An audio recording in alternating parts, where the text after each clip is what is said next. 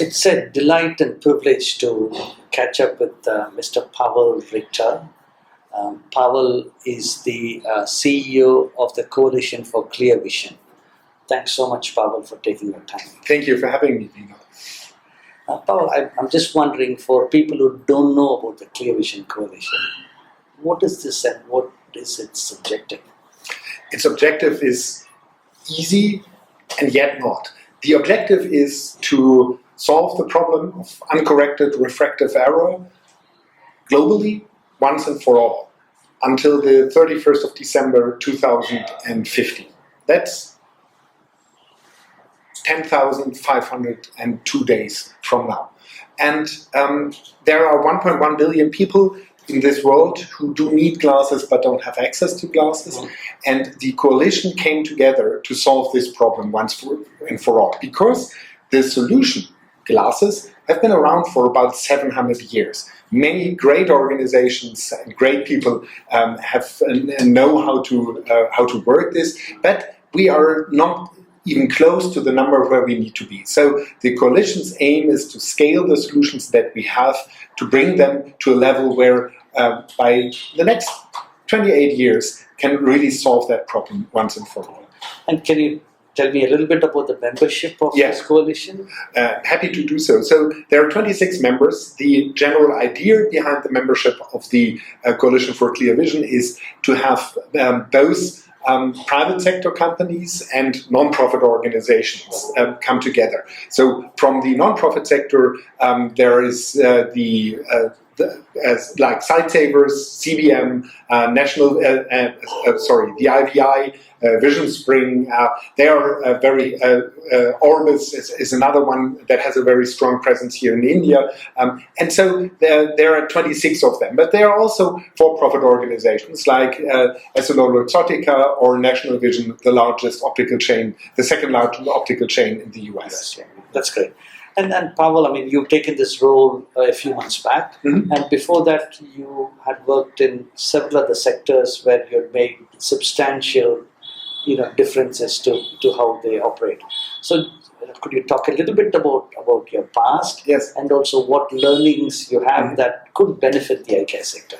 Happy to do so. So I've been working in the non-profit management sector for the last 14 years. I've been running the Wikimedia Germany chapter. That is the chapter of the Wikimedia Foundation that, of course, runs the online encyclopedia Wikipedia. And I've built that organization. When I joined, we had like 2 people on staff, and when I left, we had over 70. So I know how to grow an organization and build an organization around it. I worked for the Open Knowledge Foundation in London, which is a small boutique non-profit organization that helps other non-profit organizations make good use of open data for impact measurement and so on. I worked for the German Association for Foundations, which is a representation of more than 4,500 foundations in Germany.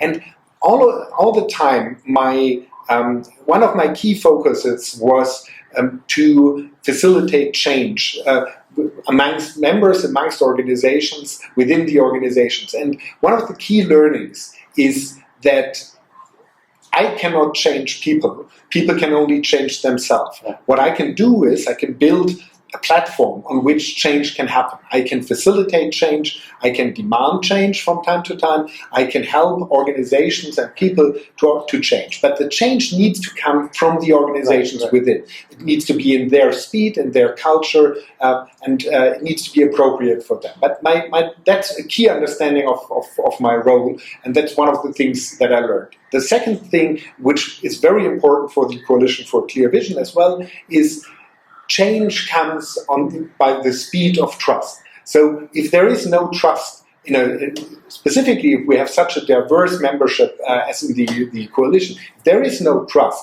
then there is no coalition. So building trust by communicating, by building relationships, by being honest among each other, that's a key element. And that's, again, something that I've learned over the last 15 years. Yeah, and my very last question is, I think, you've got some great plans where you want this coalition to go. Yeah. So whether you could just maybe highlight some of them. Sure. And if we look back a decade from now, what difference do you think this coalition would have made? A decade from now, Yeah. okay. And so the very next step will be, and that's what the membership agreed when we last came together in our very first meeting in Dubai, that we are going to have a very systematic look on the system that we are working in, where uncorrected refractive error will be addressed. So identify all the actors, identify main barriers that are applicable in many markets, and so on. So we call this a system analysis and system mapping, but this is not an academic exercise. Out of this comes very concrete projects, very concrete collaborations, and I'm happy to share more of them when they come. But there will be quite some significant things, I'm very sure, coming out of this. If I look at the next 10 to...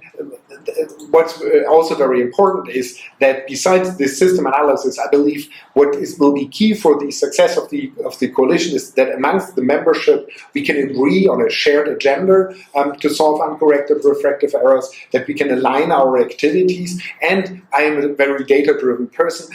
For me personally, what's very important is that we have shared data and shared information, because information informs what we should do and where we should put our resources. And I see a very big role for the coalition. The next 12, where are we in 12 years? If we have successfully identified barriers and successfully identified accelerators for growth, and if we have not only identified them, but have made them in a way that we can replicate solutions in many places on this planet, then we have solved not the problem yet, but we have found one great thing, that is a common understanding of accelerators and barriers and how to remove them. So thank you so much, Pavel. Great initiative. We are so delighted to be part of this coalition. And my best wishes. Also have a great visit to India. Thank you very much, Vinod. And I'm happy that you are hosting me here in Chennai. And I'm looking forward to learn more about what IVI does and see the work in action tomorrow, because that's where it happens. It happens always in the schools, in the factories, in the communities. So I'm grateful that you're sharing with me, giving me this opportunity. Thank you. Thank you. Thank you.